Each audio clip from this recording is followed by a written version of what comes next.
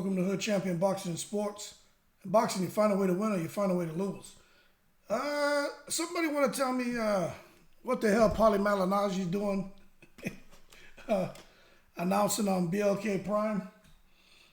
How did old Paulie Malinaggi finagle himself into this whole Terrence Crawford, Avanesyan fight and being able to call that fight?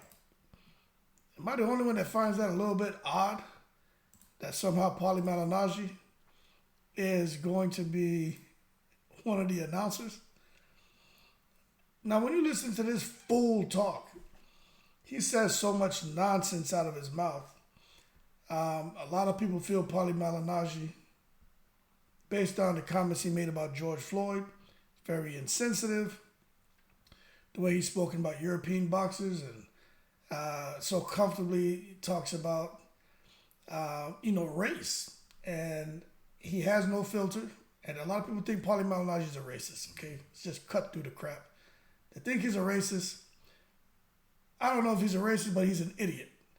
And I don't understand what the hell he's doing on, Black Prime being an announcer. I guess they can hire who the hell they want.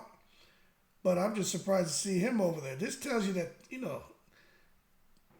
times are desperate for people out here. A lot of people out here who were wondering about BLK Prime and if they had money. Oh, they gave Terrence Crawford the $10 million guarantee. But hey, like they say, man, you need not to worry any longer, man. There's enough money for these guys to get Zab Judah, Antonio Tarver, and Paulie Malinaggi to call the fight. Now, I'm going to tell you, in a box of crayons, they have different colors, right? And some crayons are brighter than the others. And when I'm looking at this lineup they have, as far as these guys who are going to be calling the fight, I definitely don't think they picked the brightest crayons out the box. But it still does the job, okay?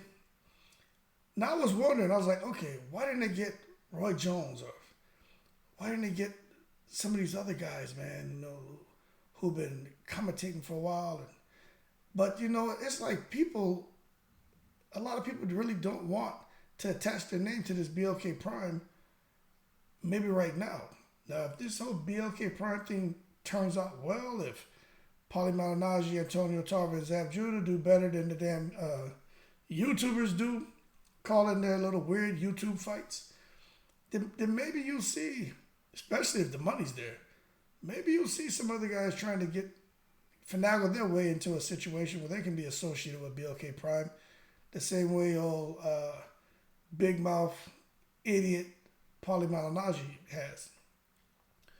But that being said, the BLK Prime, whoever's over there, there's somebody smart who's calling these shots, because you got Chris Cyborg on there, right, as the co-main event.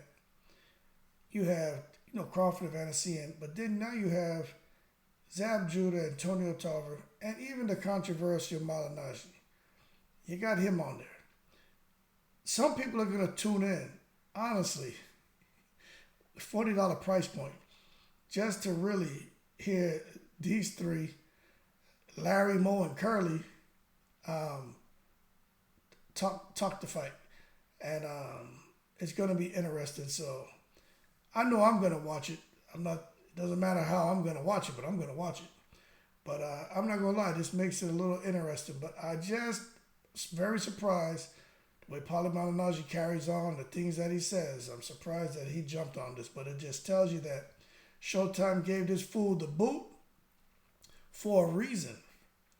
It's the comments this fool made, okay? For those of you who forgot, this man said horrible stuff about George Floyd. Horrible stuff. Now, for those of you who are living underneath a rock and you don't know who George Floyd is, well, go out there and Google it, and to get a better understanding of what that man went through in his last minutes of life that he had in the system and what that stinking cop did to him. And then you look at that, and then you go and listen to what the hell Paulie Malinaggi was saying about him, and you'll understand why they fired his dumb ass. But that being said, I'm surprised that they even hired him.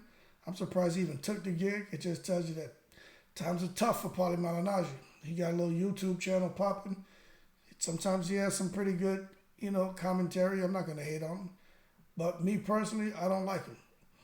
I don't like him. He said something, I did a video on it where he was saying that this is what really put it over the top for me with this fool Paulie Malinaggi. He went on record and was saying, when they started the pro box thing, right? He said, well, I'm going to be like the Charlemagne of this. Now, Charlemagne is this guy from the Breakfast Club, a big-time radio station in New York, right? Probably the #1 radio station in the United States. Paulie Malinaggi decided he was going to be controversial like him on the Pro Box series. And this fool went on record and said, all right, nobody wants to talk about it. I'm going to tell you why they're having problems between Gervonta Davis and Floyd Mayweather. He said that there were rumors that Gervonta Davis slept with Floyd Mayweather's daughter. He said, well, yeah, I don't care. I'm going to talk about it. That's what we do here. Controversy sells. And I just thought that was tasteless for him to go and say that. Like, no one is talking about that. No one's saying anything about that. Like, no one even heard that rumor. And he couldn't wait to run his big, stinking mouth and talk about how Gervonta Davis, it was rumored that he was sleeping with Floyd Mayweather's daughter.